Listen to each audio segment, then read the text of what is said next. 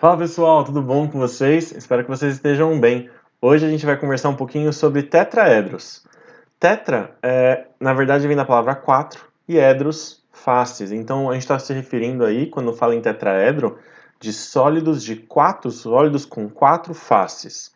E isso automaticamente para nós tem que ser uma pirâmide. A gente não consegue fazer um prisma, a gente não consegue fazer nenhum corpo redondo nesse formato, né? Para nós o tetraedro ele é um poliedro, né? Então já não é um corpo redondo, mas ele não pode ser um prisma. O prisma teria no mínimo 5 faces, tá? Porque você teria que ter duas, uma em cima e uma embaixo, o menor polígono é o triângulo e você teria três aí faces laterais. Então, um tetraedro com certeza é uma pirâmide. A gente já trabalhou aí com algum tetraedro, a gente trabalhou com a pirâmide triangular regular, né? Isso é um tetraedro.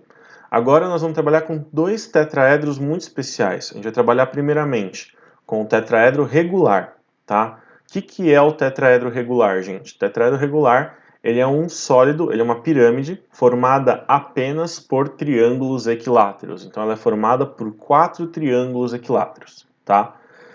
Bom, por que nós trabalhamos com esse caso aqui? Porque é legal que você guarde as fórmulas, você guarde os cálculos desse cara para ficar tudo um pouco mais fácil.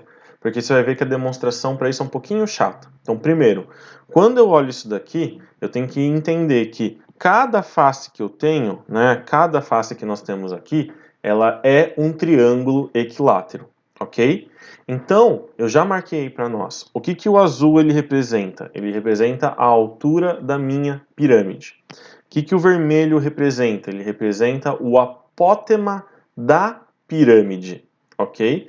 Então, ele na verdade para nós, ele é a altura da face lateral, tá? Então, o apótema da pirâmide é a altura da face lateral.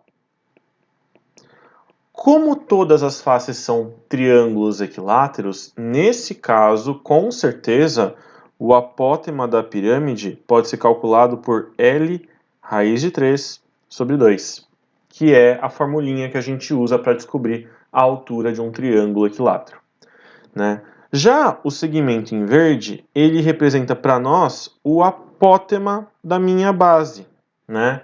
Que é o segmento, que é o raio da circunferência inscrita da base. Então, a gente sabe que num triângulo equilátero, o apótema, né, o apótema da figura plana do triângulo, ele representa para nós 1/3 da altura. Só que esse 1/3, ele vai ser referente a uma altura de outro triângulo equilátero, que é o mesmo.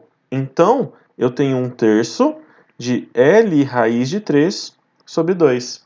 Notem que, como o tetraedro é formado por 4 triângulos equiláteros, todas as arestas têm o mesmo tamanho. Todas as arestas estão medindo L, beleza? Então a gente pode escrever aqui L raiz de 3 sobre 6. Então, quando a gente olha para isso, nós temos esse triângulo verde, vermelho e azul, que é um triângulo retângulo. Nós podemos aplicar o teorema de Pitágoras para tentar descobrir quanto que é esse H. Então, usando essas coisas que a gente já obteve, usando esses valores que a gente já obteve, eu estou aplicando o teorema de Pitágoras, onde H é um cateto, o apótema da base é outro cateto, e o apótema da pirâmide é a hipotenusa. Então a gente vai ter que h² mais L raiz de 3 sobre 6 ao quadrado é igual a L raiz de 3 sobre 2 ao quadrado. Do lado esquerdo aí, h² mais. Quando você tem tudo isso elevado ao quadrado, você eleva tanto o numerador como o denominador, e no caso de um produto, eleva todo mundo. Então você vai ter 3L² sobre 36, igual, do outro lado, L², 3 também, sobre 4. Tá, o que eu vou fazer agora? Eu vou, aqui, se quiser, simplificar esse 3 e esse 36, aqui vai ficar sobre 12. E vou isolar esse h². Então a gente vai ter que h² é igual a 3L² sobre 4 menos L² sobre 12. Como 4 e 12 são múltiplos, o MMC é o próprio 12. Então, MMC é 12. 12 por 4, 3, vezes 3, 9L² menos L² igual a H². H² é igual a 8L² sobre 12. Se eu quiser, eu posso simplificar mais ainda essa conta, eu vou fazer isso. Então, 8 e 12 ambos dão por 4, certo? Se ambos dão por 4, aqui fica 2 e aqui fica 3. Então, a gente tem que H² é igual a 2L² sobre 3. E eu vou tirar a raiz dos dois lados. E aí nós vamos chegar em a raiz de H² igual a raiz desse cara.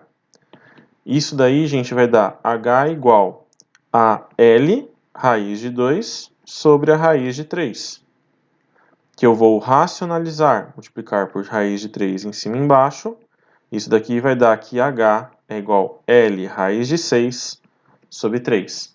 Então, essa é a altura de um tetraedro regular. Então, caso você precise descobrir, calcular a altura do tetraedro regular automaticamente, você pode usar essa formulinha L raiz de 6 sobre 3. Então, ela entra aqui para o nosso rolzinho de fórmulas, né? A gente agora tem que a altura é L raiz de 6 sobre 3. E se eu conheço uma fórmula automática para a altura, talvez a gente também consiga achar uma fórmula para o volume do tetraedro regular. Vamos lembrar aqui que o volume de uma pirâmide é sempre dado por 1/3 da área da base vezes a altura. A nossa área da base ela é um triângulo equilátero, ou seja, L² raiz de 3 sobre 4. A nossa altura é L raiz de 6 sobre 3, a gente acabou de descobrir. Então, pegando esses valores e substituindo na minha pirâmide, no meu volume, a gente vai ter 1/3 de L² raiz de 3 sobre 4 vezes L raiz de 6 sobre 3. A gente vai ter aí L ao cubo raiz de 18 sobre 12 vezes 3, 36.